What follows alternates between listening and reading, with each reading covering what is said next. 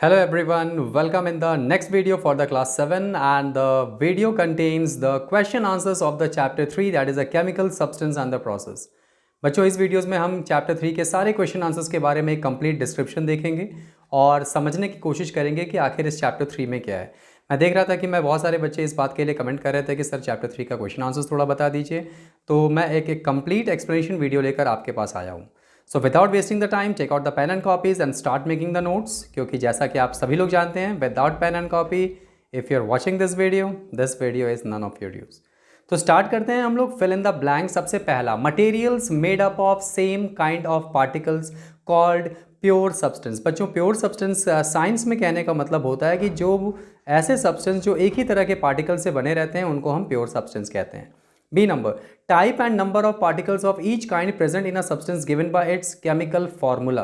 बच्चों किसी भी सब्सटेंस में उसमें कितने पार्टिकल्स और नंबर्स ऑफ एटम्स प्रेजेंट होते हैं ये उनके केमिकल फार्मूला के द्वारा ही बताया जा सकता है। The third one, C number, the chemical formula of water पूरी दुनिया को मालूम है, इट्स H2O।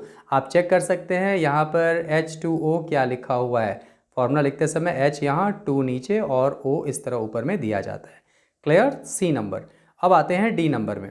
डी नंबर में क्या है बच्चों? Iron gets rusted on coming in contact with the moisture and air. देखो आयरन जो होता है वो मॉइस्चर और एयर के कॉन्टैक्ट में आकर रस्ट का मतलब होता है बच्चों जंग लगना। लोहे में जो जंग लगता है वो पानी, मॉइस्चर मतलब पानी, वाटर वेपर, एंड एयर कहने का मतलब हवा, इन दोनों के कॉन्टैक्ट में आकर ही जंग लगता है। नेक्स्ट आते हैं E number, the process that leads to a chemical change is called a chemical reaction. Yes बच्चों, वो प्रोसेस जिसमें कोई केमिकल चेंज होता है उसको हम केमिकल रिएक्शन बोलते हैं। F number, in neutralisation reaction salt and water are form. Very very good. आपको मालूम है बच्चों कि जो न्यूट्रलाइजेशन रिएक्शन होता है उसमें एसिड और बेस रिएक्टेंट रहते हैं जो कि एक दूसरे के साथ मिलकर सॉल्ट एंड वाटर बनाते हैं। ओके चलिए मूव करते हैं अब हम लोग next question, that is a true और फॉल्स स्टेटमेंट। ठीक है, यहाँ से हम लोग स्टार्ट करते हैं ट्रू और फॉल्स। टोटल जी क्वेश्चन तक है। All matter is made up of atoms, बिल्कुल सही, it is a true statement. बच्चों जो मैटर होता है आपने पढ़ा है, anything that has mass and can occupy space is called matter. और जितने भी मैटर होते हैं वो सब पार्टिकल्स के ही बने होते हैं, एटम्स के बने होते हैं। So it's a true statement. Next one, B number, compounds are substance consisting of 2 और more elements chemically combined in a fixed ratio. बिल्कुल बच्चों ये ट्रू स्टेटमेंट है और मैं सभी से रिक्वेस्ट करूंगा कि आप ये ट्रू स्टेटमेंट को याद कर लीजिए, कंपाउंड का डेफिनेशन भी यही है। Okay, C number, the symbol of the element copper is Cu। Exactly, copper का जो सिंबल होता है बच्चों वो Cu होता है। क्या आप बता सकते हैं Ca किसका सिंबल है? कमेंट करिए answer, comment your answer. Okay next one, D number, formula of sodium chloride is written as Cl Na। False. और बच्चों हमेशा से मैं बोलते आया हूँ जो फॉल्स स्टेटमेंट है उसको सही करके लिखना है। तो देखिए ये जो डी नंबर है जिसमें आपका लिखा हुआ है D number, it is Cl Na, है ना, ये गलत है। सोडियम क्लोराइड का फॉर्मूला अगर लिखना है बच्चों तो ये हो जाएगा NaCl, मतलब Cl को बाद में लिखना है, ये Cl इधर चला जाएगा और Na जो है वो पहले आ जाएगा। मतलब पहले प्लस वाले आयंस को लिखते हैं और माइनस वाले को बाद में लिखते हैं। ठीक है, लेकिन एक ऐसा भी आयंस है जिसमें माइनस वाले को हम पहले लिखते हैं बच्चों, वो है एसीटेट एंड फॉर्मेट। यानी कभी भी किसी कंपाउंड्स के नेम में एसीटेट या फॉर्मेट आ जाए तो आपको इस बारे में सोचना चाहिए। Okay very good. चलिए अब बढ़ते हैं क्वेश्चन नंबर ई की तरफ। The chemical formula of aluminium sulphate is Al2SO4। बस इतना लिखा हुआ है। It's a false statement. बच्चों आपको ये सही स्टेटमेंट मालूम होना चाहिए। इसका जो आंसर होगा बच्चों वो हो जाएगा आपका, मैं एक बार करके दिखा देता हूँ। Al के ऊपर 3+ होता है बच्चों और SO4 के ऊपर होता है 2-। ठीक है, तो ये हो जाएगा Al2 और ब्रैकेट में SO4 और होल करके 3। This will be the correct answer. ये आपका सही स्टेटमेंट है। ठीक है, ओके। और जो बच्चों को ये फॉर्मूला बनाना नहीं मालूम है, नीचे मैंने डिस्क्रिप्शन बॉक्स में एक लिंक दिया हुआ है, वहाँ से आप चेक कर सकते हैं। ओके आगे बढ़ते हैं। करेक्ट फॉर्मूला यहाँ पर मैंने लिख भी दिया, Al2SO4 होल 3। एफ नंबर में आते हैं, new substance formed in a chemical reaction is called product. Exactly, it is the correct answer. जो नया सब्सटेंस केमिकल रिएक्शन में बनता है उसको हम प्रोडक्ट ही कहते हैं। और last one, magnesium hydroxide is an acid, बिल्कुल नहीं बच्चों, इट्स अ फॉल्स स्टेटमेंट। ये जो लास्ट वाला है ये आपका फॉल्स स्टेटमेंट है, ये देखिए मैंने यहाँ लिख दिया है फॉल्स स्टेटमेंट।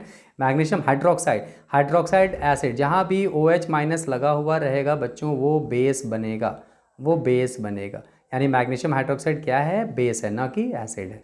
क्लियर है? चलिए अब हम लोग बढ़ते हैं सेक्शन सी की तरफ। ओके अब देखो सेक्शन सी में tick the correct option.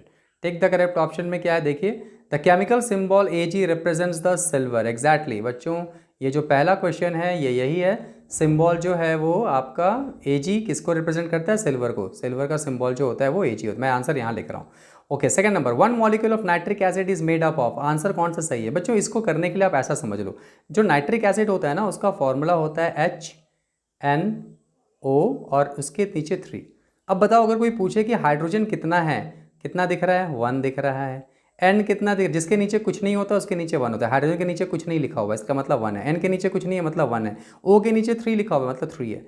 N भी 1 है, ऑक्सीजन जो है वो 3 है, मतलब 3 क्या है, ये एटम्स है। तो देखो तो आंसर वही है, 1 atom of hydrogen, 1 atom of hydrogen, 1 atom of nitrogen, 1 atom of nitrogen and 3 atoms of oxygen, 3 atoms of oxygen, मतलब ये वाला ऑप्शन सही है। क्लियर? चलिए अब बढ़ते हैं हम लोग थर्ड नंबर में। The chemical formula of magnesium phosphate is Mg3PO4 2। आप सबको मालूम होगा इसका फॉर्मूला हम कैसे नोट कर सकते हैं, ठीक है, तो चेक करिए।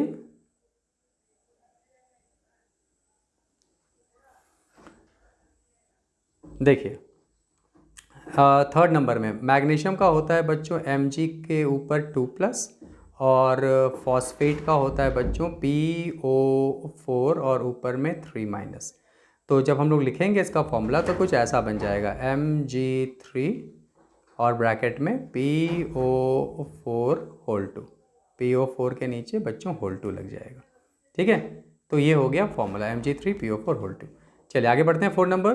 The following reaction is an example of, ये किस तरह का रिएक्शन है, it is a displacement reaction, सही है। और the last one, the chemical formula of quicklime is CaO calcium oxide, जिसको हम चूना पत्थर भी बोलते हैं, जिससे आप घर में वाइट वॉश करते हैं।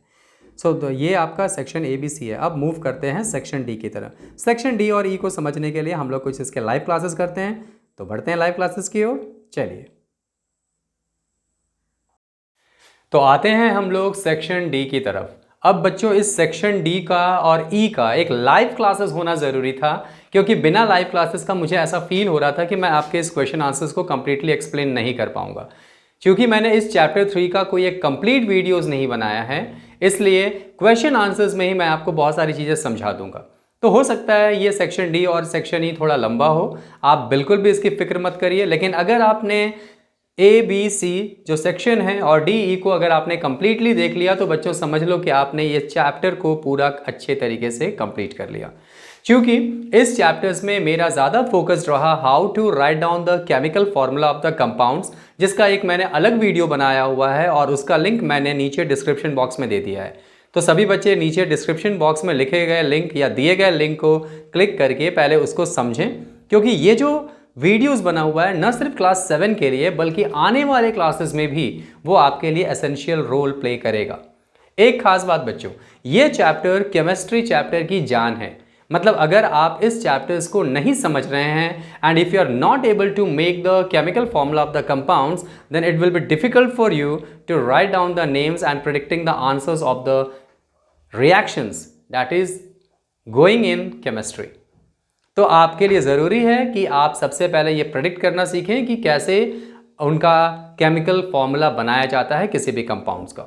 ओके, दूसरी बात, एक और मैंने जो आपका लिंक दिया हुआ है वो है टाइप्स ऑफ केमिकल रिएक्शंस, क्योंकि आपके इस चैप्टर में टाइप्स ऑफ केमिकल रिएक्शंस भी है, तो वो रिएक्शंस भी आपको आने वाले टाइम में मिलेगा। तो इसलिए ये दोनों लिंक को पहले देख लीजिए और उसके बाद जो थोड़ी मोड़ी बातें बची हुई रहेंगी उनको मैं यहाँ पर कंप्लीट कर लेता हूँ, ठीक है। तो बिना कोई टाइम वेस्ट किए स्टार्ट करते हैं हम सेक्शन D।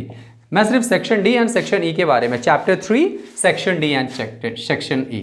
तो देखिए चैप्टर सेक्शन D का जो पहला क्वेश्चन है, I am giving you only the answers. जो पहला क्वेश्चन है वो ये है, व्हाट आर एलिमेंट्स। एलिमेंट्स है क्या? तो आंसर तो सिर्फ 2 लाइन का है कि elements are the pure substance.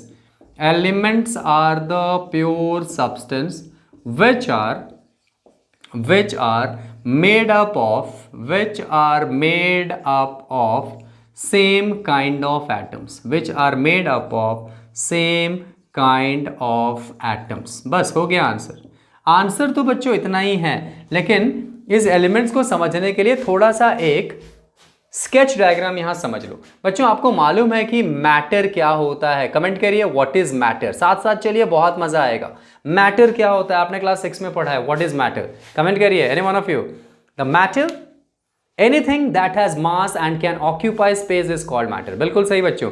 इस दुनिया में कोई भी चीज जिसका कुछ ना कुछ मास होता हो, आप लिटरली भाषा में समझ सकते हैं, जिसका कुछ ना कुछ वजन होता है, और साथ ही साथ जिसने कोई ना कोई जगह को ऑक्यूपाई करके, ऑक्यूपाई मतलब कब्जा करके, उसको घेर कर रखा हुआ है, तो समझ लो कि वो मैटर है। जैसे जैसे आपके घर में आपका चेयर, आपके हाथ में आपका मोबाइल फोन्स, ये सब कुछ मैटर है। इवन आप और हम भी मैटर हैं। कैसे? हमारा कुछ ना कुछ मास है, और मैं जिस जगह पे खड़ा हूँ यहाँ कोई दूसरी चीज़ें नहीं आ सकती, है ना। जब तक मैं यहाँ से ना हटूं तब तक इस जगह को घेरने के लिए कोई दूसरी चीज़ नहीं आ सकती है। मतलब इस दुनिया में ऐसे बहुत सारे ऑब्जेक्ट्स, और आपके आसपास तो आप बहुत सारी ऐसी चीज़ें देखते हैं जिसका कुछ ना कुछ मास होता है, और जो ना कोई जगह को घेर कर रखता है। तो ऐसे चीज़ों को हम मैटर कहते हैं। क्या आप मुझे अपने घर के आसपास, आप अभी जहाँ बैठे हुए हैं, क्या उसके आसपास रहने वाले मैटर के बारे में कुछ एग्जाम्पल दे सकते हैं? कमेंट करिए कि what are the examples of the matter. ठीक है, ओके। और एक खास बात कि क्या एयर भी मैटर है, क्या हवा भी मैटर है? यस और no, and give reasons to your answer. Okay, चलिए देखते हैं कितने बच्चे मुझे कमेंट करते हैं, और कितने सारे कमेंट्स इसमें आते हैं कि एयर मैटर है या नहीं। इज एयर अ मैटर और नॉट? तो मैटर जो होता है बच्चों, मैटर जो होता है, ये हम लोग दो तरह से इसको क्लासीफाई करते हैं। एक होता है फिजिकल क्लासिफिकेशन, मतलब उसके फिजिकली रूप को देखकर हम क्लासीफाई करते हैं, और एक होता है बच्चों इसका केमिकल क्लासिफिकेशन। केमिकल क्लासिफिकेशन मतलब बांटते हैं। फिजिकल क्लासिफिकेशन के आधार पे जो मैटर होता है, इसका 3 पार्ट होता है जो आपने पढ़ा हुआ है, सॉलिड, लिक्विड एंड गैस। और बच्चों जो केमिकल क्लासिफिकेशन है, इसका 2 पार्ट होता है। एक होता है प्योर सब्सटेंस, और दूसरा होता है बच्चों मिक्सचर। प्योर सब्सटेंस का फिर आपका 2 पार्ट होता है। कौन कौन सा? एलिमेंट्स, मेरे पास जगह नहीं है लेकिन आप इसको ज़रूर बना लोगे बच्चों। और फिर होता है बच्चों आपका कंपाउंड्स। और मिक्सचर का फिर 2 पार्ट्स होता है। सबको मालूम है, क्लास 6 में आपने पढ़ा है, homogeneous mixture as well as, comment करिए नेक्स्ट वन, हेटेरोजीनियस मिक्सचर। मेरे पास जगह नहीं है इसलिए मैं नीचे में लिख रहा हूँ हेटेरोजीनियस मिक्सचर। क्लियर? तो अभी आपसे पूछा गया है एलिमेंट्स, तो देखो ये इसके बारे में पूछा गया है। अगर मान लो एग्जाम में आपको सिर्फ ये वाला स्केच डायग्राम याद है तो आप आसानी से सारी चीज़ें बना सकते हैं। एलिमेंट्स क्या है? तो एलिमेंट्स देखो किसके अंदर आता है, प्योर सब्सटेंस। तो मैंने वही लिखा है, elements are the pure substance. और प्योर सब्सटेंस का डेफिनेशन सबको मालूम होना चाहिए। साइंस में हम किसी भी चीज़ को तब प्योर बोलते हैं जब वो एक ही चीज़ों से बना हुआ रहता है, यानी उसमें और कोई दूसरी चीज़ें ना हो। ठीक है, जैसे अगर मैं पूछूं ऑक्सीजन, तो ऑक्सीजन सिर्फ ऑक्सीजन के एटम से बना हुआ रहेगा, उसी के पार्टिकल्स मिलेंगे आपको, इसलिए वो प्योर है। लेकिन अगर मैं आपको ये कहता हूं एयर, हवा, तो हवा में क्या है? ऑक्सीजन भी है, कार्बन डाइऑक्साइड भी है, इन सबसे मिलकर बना है, इसलिए हम एयर को प्योर नहीं मानते हैं। एयर का जो कंपोनेंट है, जैसे ऑक्सीजन, कार्बन डाइऑक्साइड, ये अपने अपने में प्योर है, अकेले अकेले प्योर है, लेकिन जब ये साथ साथ रहेंगे तो ये मिक्सचर के रूप में जाने जाते हैं।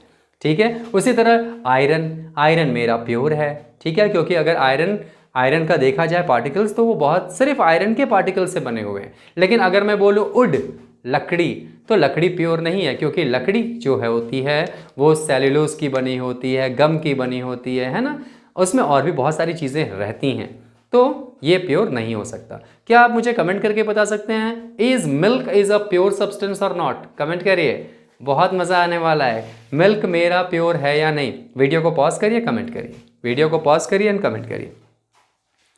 बिल्कुल सही बच्चों, जो मिल्क होता है वो प्योर नहीं हो सकता। इसलिए आज के बाद अगर आपकी मम्मी कहती हैं कि जाओ जाकर शुद्ध दूध लेकर आओ, प्योर मिल्क लेकर आओ, वो हो ही नहीं सकता। इसलिए बच्चों की मिल्क में कोई पानी मिला है या ना मिला है, वो हमेशा मिक्सचर के रूप में ही रहता है, बिकॉज उसमें जो प्रोटीन्स होते हैं वो पानी के अंदर रहते हैं, यानी प्रोटीन्स और पानी दोनों मिक्सअप है, और जहाँ पर एक से ज़्यादा सब्सटेंस रहेंगे वो मिक्सचर कहलाता है, ना कि प्योर सब्सटेंस। ओके फाइन, चलिए तो वही मैंने लिखा, प्योर सब्सटेंस जो होंगे वो क्या होते हैं, जो से एक ही तरह के सब्सटेंस से बने रहते हैं। तो एलिमेंट्स में बच्चों एटम्स यूज़ किया जाता है, एलिमेंट जो होगा वो सेम तरह के एटम से बना रहेगा, और कंपाउंड्स जो रहेगा ये भी प्योर सब्सटेंस है बच्चों, लेकिन सेम तरह के मॉलिक्यूल से बना हुआ मिलता है।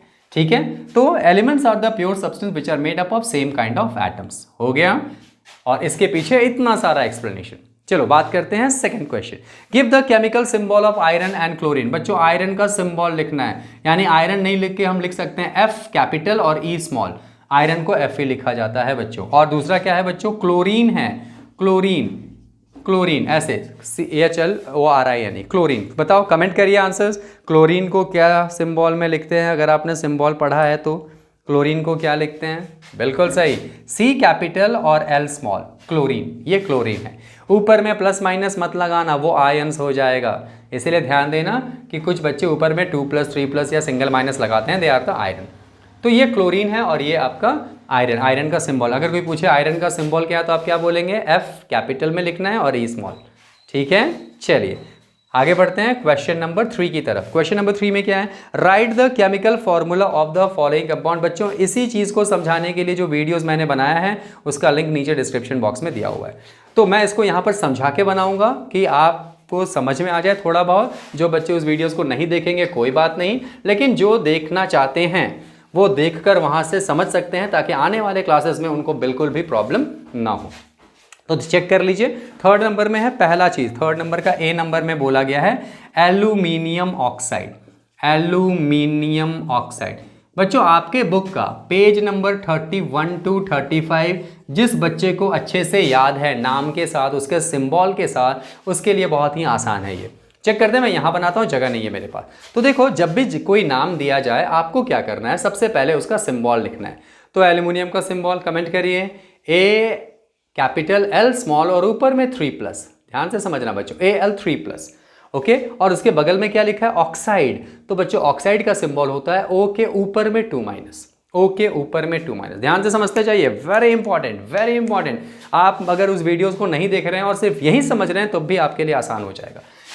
अब क्या करते हैं बच्चों, इस तरह के सिंबल को हम ऐसे लिख देते हैं। किसी का भी फॉर्मूला निकालना हो तो सबसे पहले उसके आयंस को लिखेंगे जो यहाँ पर दिया गया। एल्यूमिनियम दिया है, एल्यूमिनियम का आयंस Al के ऊपर 3+ होता है, और ऑक्साइड है तो O के ऊपर 2-। इसको याद करना है और कोई तरीका नहीं है, भूल जाओगे कोई तरीका है। ठीक है, ये मत सोचना कि सर इसको भी आप बता दीजिए कैसे याद करेंगे, वो नहीं, वो आपको खुद से याद करना है। ठीक है, ओके। उसके बाद क्या करते हैं, ऐसा लिखने के बाद नीचे में इस तरह एक डाउन एरो खींचते हैं। याद रखना, स्टेप याद रखते जाना। नीचे में डाउन एरो खींच दिया, ऊपर में कितना प्लस बोला गया है? 3+, तो नीचे में मैंने वो लिख दिया 3, प्लस हटा दिया। इसके ऊपर में 2- है तो मैंने क्या लिख दिया नीचे? 2। हो गया। अब Al जो है वो 2 के साथ जाएगा, ऑक्सीजन के 2 के साथ, और ऑक्सीजन जो है वो 3 के साथ जाएगा। तो जब ये लिखते हैं तो हम ऐसे लिखते हैं, Al लिख दिया मैंने, और ये जो 2 है ये मैं इसके नीचे में लिखता हूँ, Al2 नीचे की तरफ। और बच्चों O जो है ऐसे लिखते हैं, बड़ा सा O है और उसके नीचे में 3 है। हो गया, this is the chemical formula of aluminium oxide. यानी इस एल्यूमिनियम ऑक्साइड का फॉर्मूला कोई पूछेगा तो आप बताएंगे Al2O3। Clear, clear. चलिए अब जरा सेकंड वन देखिए, बी नंबर बच्चों दिया है जिंक एसीटेट। Zinc acetate. एक खास बात बच्चों कि जब भी कोई फॉर्मूला लिखा जाता है उसमें प्लस वाला जिसके ऊपर पॉजिटिव आयंस है उसको पहले लिखा जाता है, और जिसके ऊपर माइनस चार्ज है उसको बाद में लिखा जाता है। लेकिन फॉर्मेट एंड एसीटेट के केस में देखो, नीचे एसीटेट है ना, आगे एसीटेट। अगर कभी एसीटेट मिल जाए, या फिर मैंने दूसरा नाम कौन सा बोला? फॉर्मेट। ये दोनों अगर कभी आपको मिल जाए तो माइनस वाले को पहले लिखेंगे और प्लस वाले को बाद में लिखेंगे। ओके ओके, क्यों लिखेंगे इसके बारे में जब आप हायर क्लासेस में जाएंगे तो अच्छे से पढ़ेंगे। चेक करते हैं, जिंक है तो बताओ जिंक का सिंबल Zn के ऊपर 2+। एसीटेट का सिंबल कमेंट करिए, CH3COO-। कुछ बच्चे कमेंट्स नहीं करते हैं, कमेंट करिए, इससे आपको समझ में आएगा कि आप कितना जान रहे हैं। अगर आपने फर्स्ट बार में कमेंट नहीं किया तो सुनकर तो कमेंट कर ही सकते हैं, एक बार रिवीजन हो जाएगा। ठीक है, चलिए देखिए, नीचे में डाउन एरो आपने खींचा, बच्चों अगर कोई पूछे एसीटेट आयन का सिंबल तो होता है CH3COO-, सबका हाइट, जितना भी मैंने अल्फाबेट्स लिखे हैं CHCOO, सबका हाइट एक जैसा होना चाहिए, कोई बड़ा छोटा मत लिख देना, नहीं तो वो सब गलत हो जाएगा। ओके, उसके बाद क्या करेंगे, Zn को बताओ नीचे क्या लिखे हैं, ऊपर में कितना प्लस है 2 है तो नीचे में 2, ऊपर में कितना माइनस दिख रहा है, कितना माइनस दिख रहा है 1, तो 1 के लिए क्या लिख दें यहाँ पे, नीचे में 1 हो गया। अब Zn गया 1 के साथ और ये पूरा गया CH3COO। अब देखो चेक कर लो, अभी एसीटेट है, यानी एसीटेट में माइनस वाले को पहले लिखेंगे। देखो इसमें Al था 3+, तो इसमें Al को पहले लिखा था, लेकिन इस जगह पर क्या होता है, एसीटेट और फॉर्मेट के केस में पहले माइनस वाले को लिखते हैं उसके बाद प्लस वाले को। तो माइनस में क्या है, CH3COO माइनस CH3COO 2, ये किसके साथ गया 2 के साथ। अच्छा बच्चों ये पूरा 2 के साथ गया ना, मतलब C भी 2 के साथ गया, H3 भी 2 के साथ गया, ये वाला C भी 2 के साथ गया, ये O भी 2 के साथ, O भी 2 के साथ। तो क्या हम इसको ऐसे लिख सकते हैं, ये पूरा गया, इसको ब्रैकेट में कर दें और होल 2 कर दें नीचे की तरफ, यानी ये सब 2 हो गया। यानी कोई पूछे कि बताओ इसमें कार्बन कितना, number of atoms of carbon कितना, तो आप बोलोगे 2। अच्छा हाइड्रोजन कितना, हाइड्रोजन पहले से 3 था और यहाँ 2, तो 3 2s are 6, number of atoms count करना सीखिए। उसके बाद देखो C यहाँ पर एक और है, ये भी 2 है, तो टोटल C कितना हो गया ज़रा बताइए, ये 2C यहाँ और 2C यहाँ, 2 + 2 4 कार्बन, ठीक है 4C प्रेजेंट है। ज़रा बता सकते हैं total number of oxygen atoms कितने हैं, कमेंट करिए आंसर, ठीक है कमेंट करिए इसको। और जिंक देखो बच्चों 1 के साथ गया तो इसके बगल में लगा दिया मैंने जिंक। तो ये हो गया फॉर्मूला सोडियम एसीटेट का। आई होप कि आपको फॉर्मूला बनाना समझ में आ गया होगा। बच्चों देखने में आपको लग रहा है इतना बड़ा है और मेरे समझाने के प्रोसेस से आपको लग रहा है, लेकिन विश्वास करिए बच्चों, अगर आपने 50 क्वेश्चंस अपने से बना लिए, एक प्लस वाला चुन लो, एक माइनस वाला चुन लो, कैटायंस एक चुन लो, एक एनायंस चुन लो, दोनों को मिलाकर फॉर्मूला बना दो, अपने से अगर आप बनाओगे तो याद रखिए मेरे लिखते लिखते, मेरे क्वेश्चन लिखने के साथ साथ आप उसका आंसर दे सकते हो, कंफर्म है, ठीक है। चलिए नोट कीजिए, ये हो गया 3rd क्वेश्चन। अब आते हैं हम लोग 4th क्वेश्चन में। अब देखो 4th क्वेश्चन जो दिया है बच्चों वो है बैलेंसिंग। एक्चुअली बोला जाता है कि जब भी कोई इक्वेशंस लिखते हैं उसको बैलेंस करना बहुत ज़रूरी होता है, अभी यहाँ पर 4th क्वेश्चन में बैलेंसिंग के लिए क्या दिया हुआ है, ठीक है, calcium hydroxide CaOH2 plus HCl, और उसके बाद जो दिया है वो है CaCl2 प्लस H2। बच्चों ये क्वेश्चन है। अब बैलेंसिंग का मतलब क्या, बैलेंसिंग का मतलब होता है ये जो एरो मार्क दिख रहा है ना बच्चों, इस एरो मार्क के इधर यानी LHS और इस एरो मार्क के इधर जो कि हम RHS, राइट हैंड साइड और लेफ्ट हैंड साइड में जो रहता है उसको हम रिएक्टेंट बोलते हैं। रिएक्टेंट रिएक्शन नहीं, रिएक्टेंट वैसा सब्सटेंस जिसका रिएक्शन होगा। बताओ तो इन दोनों में किसका रिएक्शन हो रहा है, इन लोगों का रिएक्शन हो रहा है। ये चीज स्टार्टिंग सब्सटेंस है जिसको हम पहले लेते हैं और इनके रिएक्शन होने के बाद यह चीज बन रहा है, मतलब ये क्या हो गया, प्रोडक्ट हो गया। यानी अगर आपसे कोई पूछता है इसका क्वेश्चन कि व्हाट आर रिएक्टेंट, तो आप बोल सकते हैं सब्सटेंस दैट अंडरगोज रिएक्शन, जिसका रिएक्शन होगा। तो प्रोडक्ट क्या होगा, सब्सटेंसेस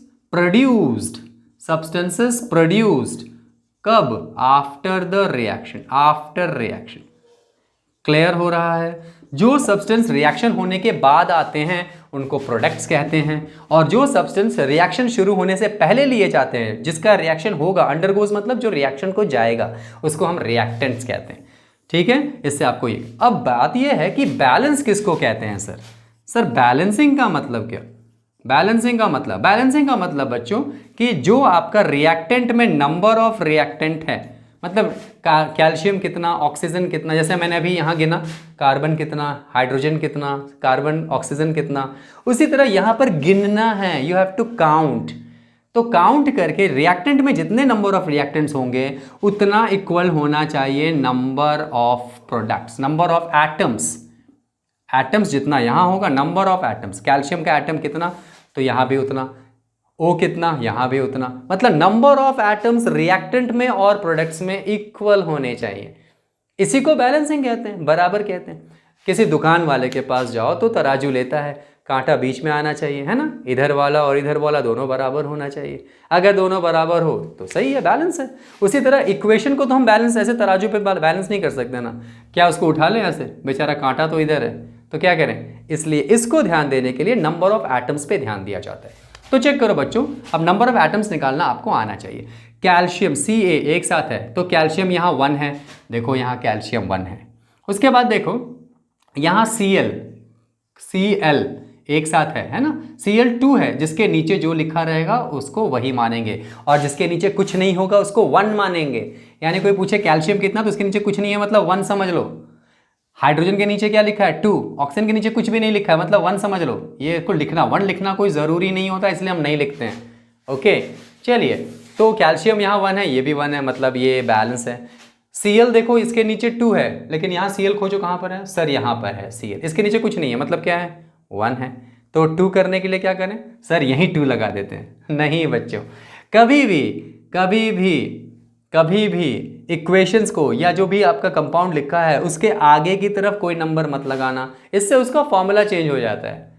ठीक है, यानी इसको 2 बनाना हो, इसको मैं प्लस थोड़ा यहाँ लिखता हूँ, इसको 2 बनाना हो तो आगे में 2 लगाएंगे, इस तरह 2 लगाएंगे। याद रखना नीचे 2 नहीं, यानी कि सर Cl2 है तो यहाँ भी 2 लगा दे, नहीं, फॉर्मूला चेंज नहीं कर सकते हम, आगे में 2 लगाएंगे। आप चेक कर लेना, जो मैंने नीचे लिंक में दिया है डिस्क्रिप्शन बॉक्स में, how to balance a chemical equation, types of chemical reaction, उन सब में आपको मिल जाएगा। तो बच्चों जब ये आगे 2 लगता है इसका मतलब ये Cl2 हो गया और H भी 2 हो गया।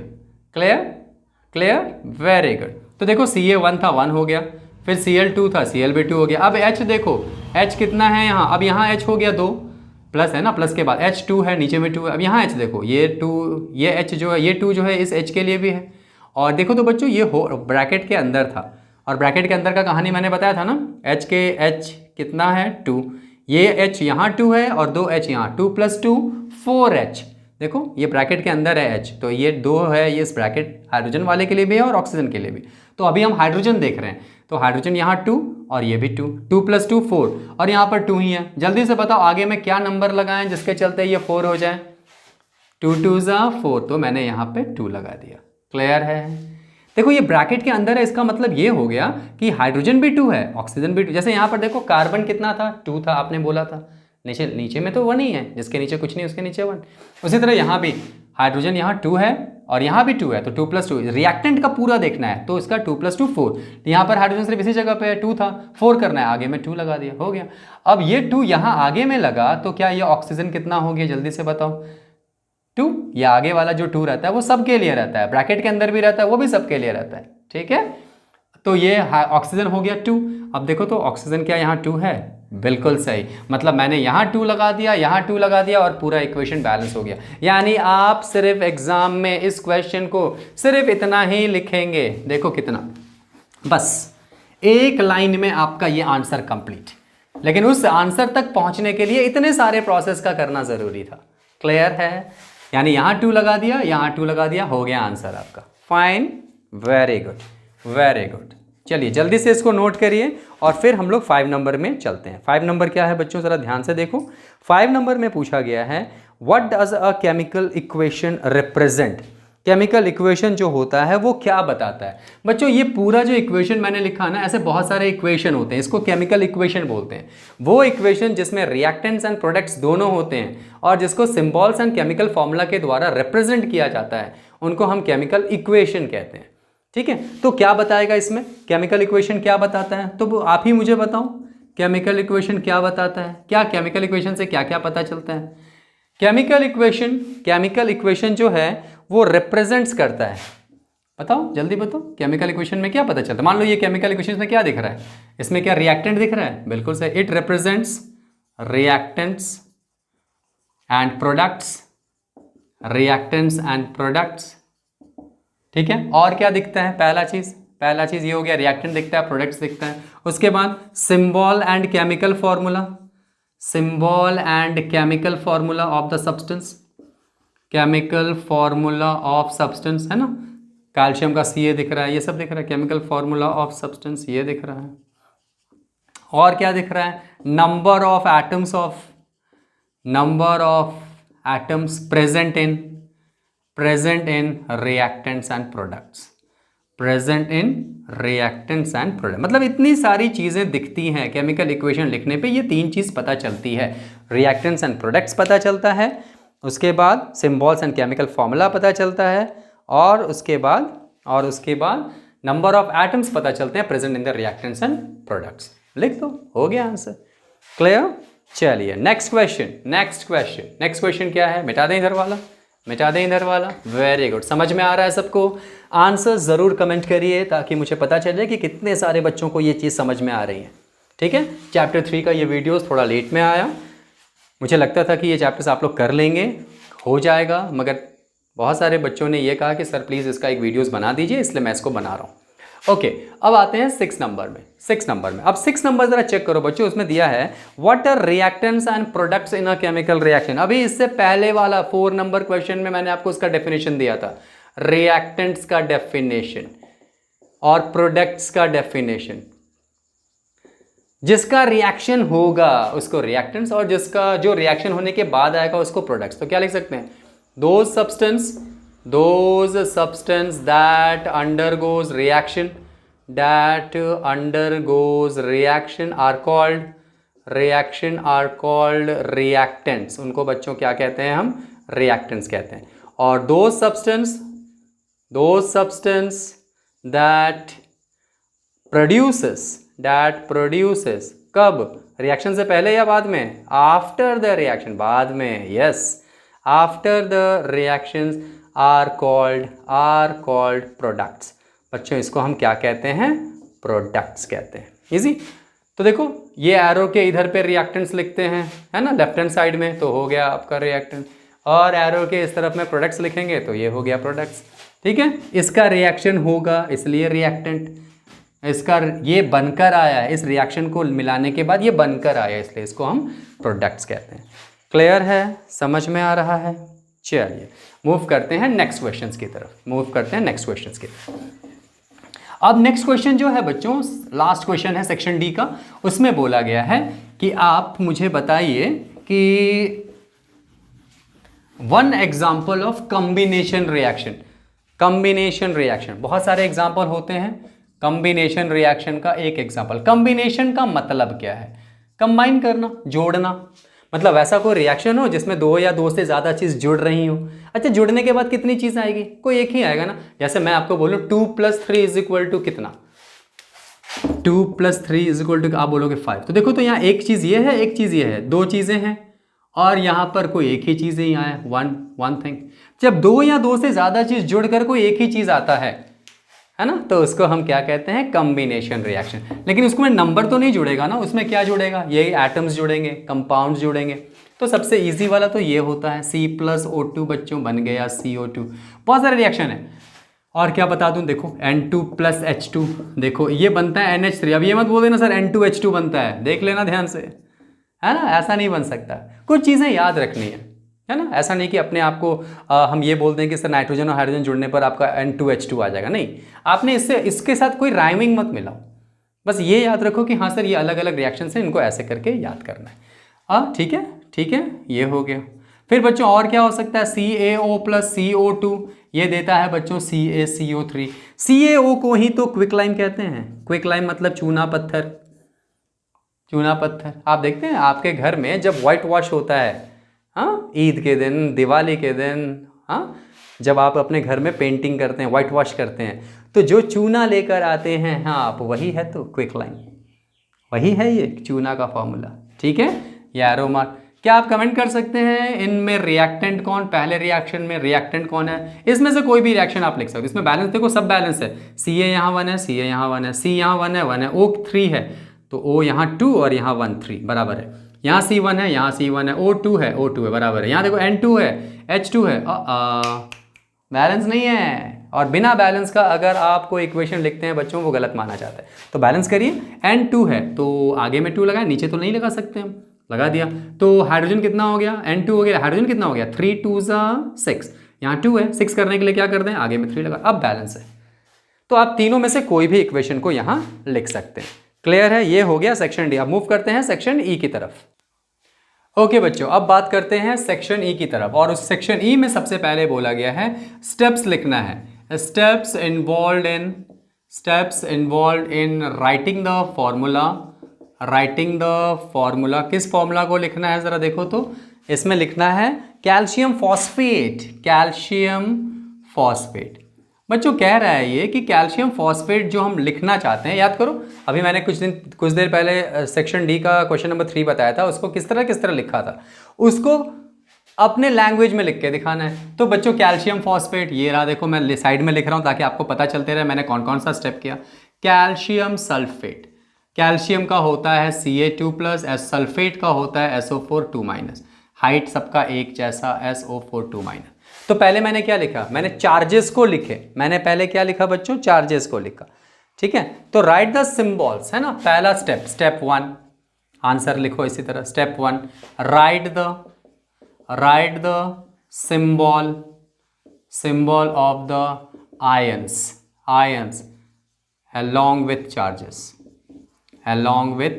सबसे पहले मैंने सिंबल को लिखा, क्या लिखा, Ca2+ लिखा, और उसके बाद फॉस्फेट है क्या, सॉरी यहाँ मैंने सल्फेट लिख दिया है, इट्स अ फॉस्फेट। क्वेश्चन में आपके फॉस्फेट दिए हुए हैं तो आप फॉस्फेट कर लो थोड़ा सा, it's not sulphate, it's a phosphate. तो बच्चों फॉस्फेट क्या होता है, पेज नंबर 31 to 35 ज़रूर याद करना, हाँ, PO4 3-। और अगर आपको ये सब याद नहीं है तो केमिस्ट्री नहीं पढ़ सकते, अभी क्विट कर लो, ठीक है। कोई एक्सक्यूज़ नहीं, ये मत सोचना कि सर क्या बोल रहे हैं, नहीं, एक्सक्यूज़ नहीं। आप में अगर हिम्मत नहीं है इनको याद करने की तो केमिस्ट्री आप नहीं पढ़ सकते, दैट्स इट। फिर आप बोलोगे सर हम इसको ढो रहे हैं, नहीं समझ पा रहे हैं, ठीक है, इसलिए ये सारी बातें नहीं। तो Ca2+, और यहाँ पर बच्चों कर लो, सबसे पहले लिखा PO4 3 में। देखना ध्यान से बच्चों, P और O का हाइट एक जैसा, अगर छोटा बड़ा लिखोगे तो ऐसा मत लिख देना PO4, है ना, फिर ऐसा भी मत लिखना ये P छोटा O बड़ा, ऐसे भी मत लिखना, सोच के लिखना, है ना। जो अल्फ़ाबेट्स होंगे उनका हाइट एक जैसा होना चाहिए, ये बहुत ज़रूरी है समझना, लिखने के लिए भी प्रैक्टिस होनी चाहिए। तो सबसे मैंने सिंबल लिख दिया, फिर क्या करते हैं हम लोग, ठीक है। तो अब कोई कॉमन फैक्टर तो नहीं है ना। Step two, write down the charges below in digits.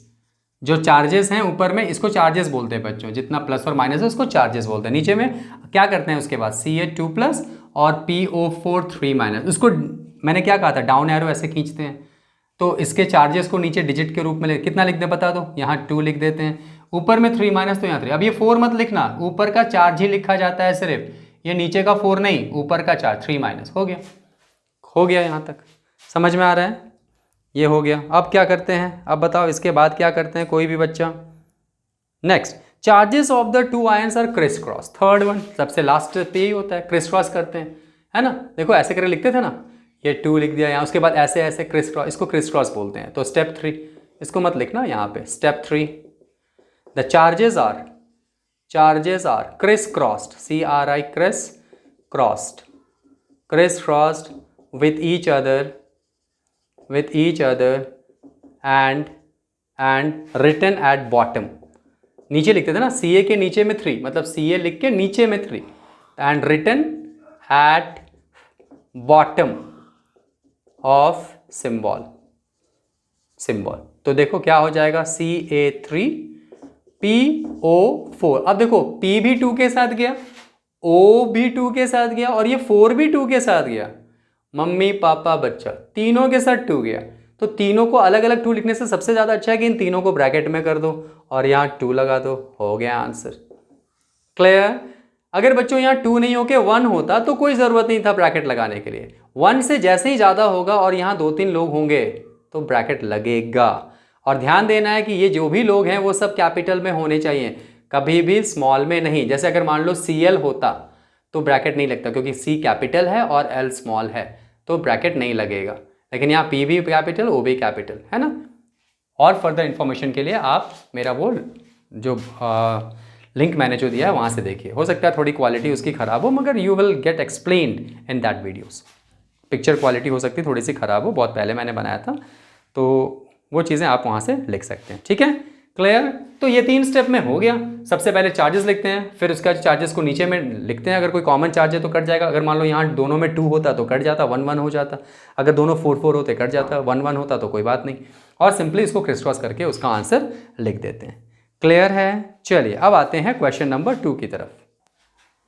बच्चों जो नेक्स्ट हम लोग कर रहे हैं वो है क्वेश्चन नंबर 2 कि how the chemical change differ from the physical change. Chemical change और फिजिकल चेंज में क्या डिफरेंसेस है सबको मालूम है, आप लोगों ने क्लास 6 में भी पढ़ा है। केमिकल चेंज क्या होता है? वो चेंज जिसमें कुछ नया चीज़ बनता है, और जो नया चीज़ बनेगा उसका प्रॉपर्टी भी, उसका गुण भी, उसका कैरेक्टर भी अलग रहेगा जिस चीज़ से वो बना हुआ है। जैसे हाइड्रोजन और ऑक्सीजन को मिला के पानी बन जाता है, वाटर बन जाता है। लेकिन हाइड्रोजन बच्चों एक कंबस्टिबल गैस है, ऑक्सीजन सपोर्टर ऑफ कंबशन है, दोनों मिलके बुझाने वाला, एक जलने वाला गैस एक जलाने वाला गैस, और दोनों मिल गया तो बुझाने वाला पानी बन गया। तो क्या कैरेक्टर चेंज हुआ? बिल्कुल हुआ, यानी यह एक केमिकल चेंज है। तो मैंने वही लिखा है, those changes in which a new substance are formed along with the new properties. उसका प्रॉपर्टीज भी अलग होना चाहिए।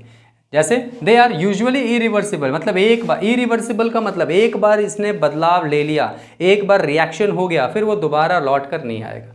मतलब एक बार जो इसने कमिटमेंट कर दी फिर ये अपने आप की भी नहीं सुनता।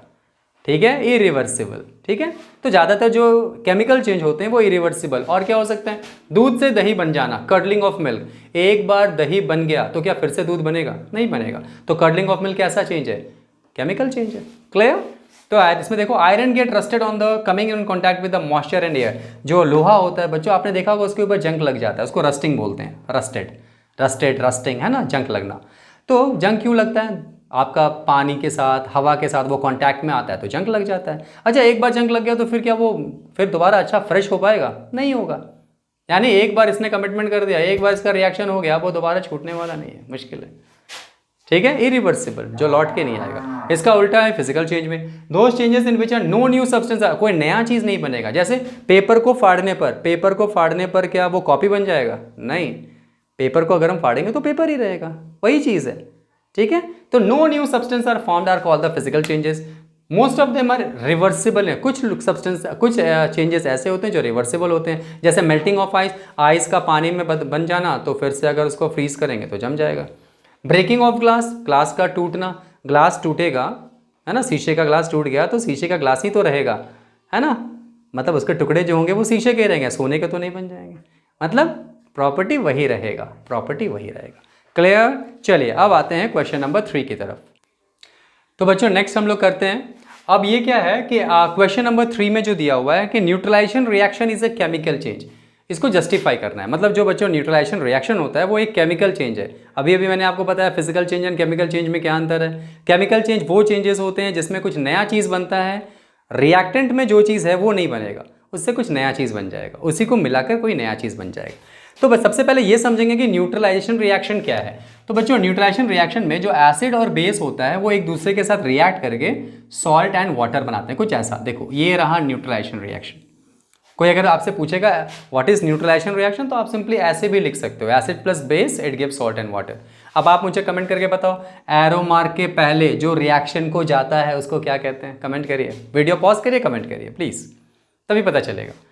जो reactions, two substance that undergoes reaction, they are known as, very good, reactants.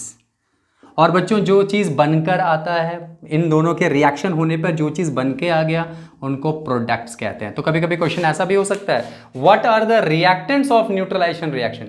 Neutralisation reaction का रिएक्टेंट कौन होता है? एसिड एंड बेस, क्योंकि इन्हीं दोनों का यूज करके होगा। और न्यूट्रलाइजेशन रिएक्शन का प्रोडक्ट्स क्या होता है? कमेंट करिए, what are the products of neutralization reaction. ये क्वेश्चन को सबको कमेंट करना है, ये आने वाले क्वेश्चन में आएगा, मैं बिल्कुल नहीं बताऊंगा। What are the products of neutralization reaction. Okay, अब देखो इसमें एसिड और बेस दोनों अलग अलग चीज़ है, और रिएक्ट होने के बाद एसिड और बेस तो नहीं आया ना, सॉल्ट आ गया। ठीक है, मतलब इन दोनों के अब एग्जाम्पल देखो, मैंने एसिड का एग्जाम्पल लिया HCl। HCl होता है हाइड्रोक्लोरिक एसिड, ये रहा। NaOH होता है बच्चों सोडियम हाइड्रोक्साइड। तो in this reaction hydrochloric acid and sodium hydroxide reacts to form a new substance, नया चीज बना। क्या बना? सॉल्ट बना, जिसको हम सोडियम क्लोराइड, NaCl का नाम है बच्चों सोडियम क्लोराइड, सोडियम क्लोराइड, जो कि एक सॉल्ट है। और क्या बना? वाटर बना। चूंकि लिए थे एसिड बेस और दोनों मिलकर सॉल्ट बन गया, कोई नया चीज बन गया, इसीलिए न्यूट्रलाइजेशन रिएक्शन एक केमिकल रिएक्शन है। बस इतना ही लिखना है इसमें। क्लियर? अब मूव करते हैं क्वेश्चन नंबर 4 की तरफ। बच्चों जो 4 नंबर क्वेश्चन है वो ये है कि define decomposition reaction and give the example of the same. तो डिकम्पोजिशन रिएक्शन का मतलब समझ लो कि कोई भी सिंगल सब्सटेंस हम लेंगे स्टार्टिंग में, मतलब रिएक्टेंट एक सिंगल सब्सटेंस होगा, और जब उसको तोड़ेंगे तो 2 भाग में टूट जाएगा। अरे किसी भी एक चीज़ को तोड़ोगे तो 2 या उससे ज़्यादा भाग में टूट सकता है, बस यही तो है। तो मैंने लिखा है decomposition reaction, those reactions in which a single substance, कोई एक ही चीज़, देखो CaCO3 इसका नाम है कैल्शियम कार्बोनेट, इसका नाम है बच्चों कैल्शियम कार्बोनेट। तो स्प्लिट्स अप का मतलब होता है टूटना, टूटना। तो सिंगल सब्सटेंस टूटता है, single substance splits up into 2 और मोर देन 2 सब्सटेंस। बच्चों इसमें आपका 2 भाग में टूटा है, देखो एक भाग ये बन गया, एक भाग ये बन गया, है ना। CaCO3 स्टार्टिंग में था और इसने 2 भाग में टूट गया, इसका नाम कमेंट करिए, अभी मैंने बताया था आपको। Into are called decomposition reaction, यानी ऐसा कोई भी रिएक्शन अगर आप देखोगे जिसमें कोई एक सब्सटेंस 2 या 2 से ज़्यादा भाग में टूट रहा है तो समझो कि वो रिएक्शन जो है वो आपका डिकम्पोजिशन रिएक्शन है। तो कैल्शियम कार्बोनेट किस में टूट गया, कमेंट करिए। कैल्शियम ऑक्साइड, कैल्शियम ऑक्साइड एक और नाम, और क्विकलाइम। क्विकलाइम जो है ना बच्चों इसका कॉमन नेम है। कॉमन नेम मतलब क्या होता है, निक नेम। जैसे आपका हो सकता है स्कूल का नाम कुछ अलग हो, आपको स्कूल में लोग कुछ अलग नाम से बुलाते हो, लेकिन घर में मम्मी आपको कुछ प्यार के नाम से बुलाती हो, है ना। तो 2 नाम हो गए आपके। तो जो घर में बुलाया जाता है वो हो गया कॉमन नेम, और जो स्कूल में बुलाया जाएगा वो ये नाम, मतलब इस CaO का जो स्कूल का नाम है वो है कैल्शियम ऑक्साइड, और जो घर में लोग हम प्यार से बुलाते हैं वो है क्विकलाइम। ठीक है, दोनों का मीनिंग लेकिन एक ही है, वही है कैल्शियम ऑक्साइड। और बच्चों CO2 तो पूरी दुनिया जानती है, कार्बन डाइऑक्साइड। तो देखो तो क्या 2 चीज़ बना, एक ये बना और एक ये बना। मेरा क्वेश्चन है कि आप इस रिएक्शन में क्या बता सकते हैं, which one is reactant. Reactant कौन है, कमेंट करिए, कमेंट करिए रिएक्टेंट कौन है। अगर आप ये सब चीज़ समझ रहे हैं तो कमेंट जरूर करिए, ठीक है। अगर आपने इसमें रिएक्टेंट एंड प्रोडक्ट बता दिया तो समझ लो कि आपका रिएक्टेंट एंड प्रोडक्ट्स का सारा कंसेप्ट बहुत ही अच्छे से क्लियर है। चलिए तो बच्चों ये इतना ही लिखना है डिकम्पोजिशन रिएक्शन में। अब चलते हैं क्वेश्चन नंबर 5 की तरफ। बच्चों and this is the last question of the section E, जिसमें आपको क्या करना है, क्लासीफाई करना है, classify reactions by giving reasons. मतलब समझ लो कि हर चीज में, हर क्वेश्चन में 2-2 बातें बतानी है। एक पहली बात ये बतानी है कि ये किस तरह का रिएक्शन है और क्यों है। बच्चों पिछले बार ये क्वेश्चंस फाइनल एग्जाम में आया था, और मैक्सिमम बच्चे क्या करते हैं पता है, सिर्फ ये टाइप्स लिखे, आंसर लिखते हैं CaO SiO2 एक ही, 2 चीज़ बनकर जुड़कर एक ही चीज़ बना, सर ये हो गया कॉम्बिनेशन रिएक्शन, ये हो गया कॉम्बिनेशन रिएक्शन। सर इसमें देखिए ना सर क्या हुआ, एक KOH है, HCl है, ये सॉल्ट बन गया। सर OH लगा है मतलब ये बेस है, सर ये एसिड है, ये आपका सॉल्ट बन गया, और ये बच्चों वाटर बन गया। देखो तो ये देखने में कैसा लग रहा है सर, ये लग रहा है सर न्यूट्रलाइजेशन रिएक्शन। तो सर ये जो रिएक्शन है ना वो न्यूट्रलाइजेशन रिएक्शन हो गया। तीसरा कोई पूछेगा ये क्या है sir, Cu + AgNO3। Sir Cu ने इसको हटा दिया, खुद इसके जगह पे लग गया, Ag को हटा दिया और खुद इसके जगह पे लग गया। मतलब सर ये जो है ना ये डिस्प्लेसमेंट रिएक्शन है। ओके ठीक है, डिस्प्लेसमेंट रिएक्शन। और सर अभी अभी आपने तो क्वेश्चन नंबर 4 में एक चीज़ बताया था ना, डिकम्पोजिशन। देखिए तो सर आपने स्टार्टिंग में एक सब्सटेंस लिया, उसको हीट करवा दिया, 2 चीज़ में टूट गया, single substance splits up into 2 और मोर देन 2 सब्सटेंस। सर ये हो गया डिकम्पोजिशन रिएक्शन।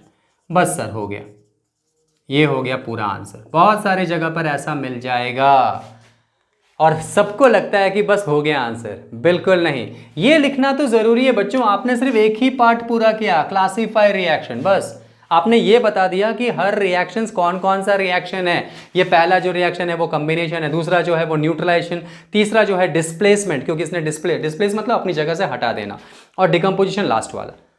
लेकिन रीजन कहाँ गया, ठीक है। अगर ये 4 क्वेश्चन है तो ये 4 मार्क्स पता है कैसे दिया जाएगा, हाफ मार्क्स कॉम्बिनेशन रिएक्शन लिखने में और हाफ मार्क्स रीजन लिखने में। इसलिए रीजन जरूरी है, इसलिए ऊपर का ये जो क्वेश्चन है ना ध्यान से पढ़ना। अगर रीजन दिया हुआ है तो प्लीज रीजन लिखना।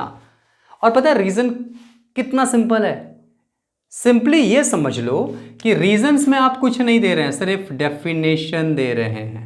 हो गया, इसका डेफिनेशन दे रहे हैं, इसका डेफिनेशन दे रहे हैं। मतलब अगर कोई आपको मालूम है कि कॉम्बिनेशन रिएक्शन का डेफिनेशन क्या है तो हो गया।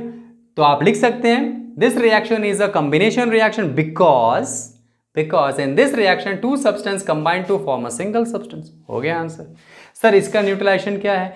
सर न्यूट्रलाइजेशन रिएक्शन कब होता है बोलो? जब एसिड और बेस एक दूसरे के साथ रिएक्ट करके सॉल्ट एंड वाटर बनाते हैं. अभी हमने क्वेश्चन नंबर 3 में किया था. Sir in this reaction the base and acid reacts with each other to form salt and water. हो गया उसका रीजन. ठीक है. इसमें देखो डिस्प्लेसमेंट क्यों है सर? क्योंकि इसमें जो हाईली रिएक्टिव, ये ला थोड़ा नोट कर लो क्योंकि मैंने इसको अभी ये कहीं क्वेश्चन मिला नहीं अभी हम लोगों को. नोट कर लो. In this reaction a highly reactive metal displaces, जगह कम है सुन के लिखो, displaces the least reactive metals from the solution, from its compounds. ऐसे भी कर लो, फ्रॉम इट्स कंपाउंड. देखो तो ये Cu था अकेले, ये बीच में जो S लिखा है ना, देखो तो S लिखा है, यहाँ पर भी पता नहीं SiO2 के बगल में क्या लिखा है, गैस लिखा है ना. बच्चों ये ब्रैकेट में जो लिखा रहता है इसका मतलब पता है क्या होता है? S मतलब सॉलिड है ना, कंफ्यूज नहीं होना है. L मतलब लिक्विड, ज़्यादा ज़रूरत नहीं है इसके, बस सिंपली आपको बताने के लिए लिखा है. G मतलब गैस. AQ भी दिया रहता है कहीं कहीं. AQ का मतलब होता है बच्चों एक्वस मतलब जिसमें पानी मिला हुआ हो. तो सबके बगल में कुछ ना कुछ ऐसा लिखा हुआ मिलेगा, है ना. तो कंफ्यूज नहीं, मतलब वो उस स्टेट में है, या तो सॉलिड में है या लिक्विड में है या गैस में. क्लियर. तो ये आपका, ये देखो कॉपर है. कॉपर, अब ये Ag किसके साथ है? NO3 के साथ है.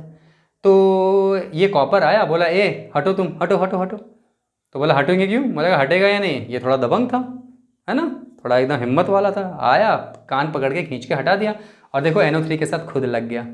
अब यहाँ NO3 क्यों? क्योंकि क्रिस्क्रॉस वाला फॉर्मूला वही रहेगा, फॉर्मूला चेंज नहीं कर सकते. और Ag को बेचारा खड़ा कर दिया, हटा दिया, डिस्प्लेस कर दिया, उसके अपने जगह से घसका दिया. इसी को तो डिस्प्लेसमेंट कहते हैं. तो अगर ये कौन खसका सकता है? जो ज़्यादा ताकतवर होगा, हाईली रिएक्टिव मेटल होगा. तो यानी कॉपर हाईली रिएक्टिव है या सिल्वर हाईली रिएक्टिव है? कमेंट करिए. Which one is more reactive? Copper is highly reactive. ठीक है. ये सब रिएक्शंस के बारे में जो मैंने नीचे लिंक दिया हुआ है डिस्क्रिप्शन बॉक्स में, वो जरूर देखिए तो आपको और अच्छे से समझ में आ जाएगा. क्लियर. और लास्ट वाला रिएक्शन बच्चों डिकम्पोजिशन लिखना वही है, because in this reaction the single substance splits up into 2 और मोर देन 2 सब्सटेंस. मतलब आपको सिंपली रीजन में उसका डेफिनेशन को लिखना है. मैं बिल्कुल लिखने वाला नहीं हूँ, आपको खुद समझ में आ जाएगा कि उसको क्या लिखना चाहिए. So this is all about the question answers of the chapter 3, जिसका आप सबको बहुत ही देर से इंतजार था. एक कंप्लीट एक्सप्लेनेशन वीडियो. एग्जाम देने से पहले इस वीडियो को कम से कम 2 बार ज़रूर देख लीजिए ताकि आप लोगों को सारे कंसेप्ट्स क्लियर हो जाएं और कोई भी क्वेश्चंस आपका छूटे नहीं. मैं चाहता हूं कि साइंस में जो भी बच्चे मेरे आओ साइंस पढ़े से जुड़े हुए हैं, उन सब का साइंस में 1 नंबर भी कम नहीं होना चाहिए, और उनका जो रोज़ का डेली लाइफ है वो साइंस के ऊपर बेस्ड होना चाहिए, और हर चीज़ के पीछे कंसेप्ट को समझने की कोशिश करें. ठीक है. क्या पता आने वाले कोई टाइम में आप कुछ एक ऐसे कंसेप्ट की डिस्कवरी कर दें जिसके बारे में हम देखते तो हैं पर हम उसका साइंटिफिक पहलू नहीं जानते. ठीक है. तो कोशिश करते रहें, पढ़ाई करते रहें, and all the very best. Thank you.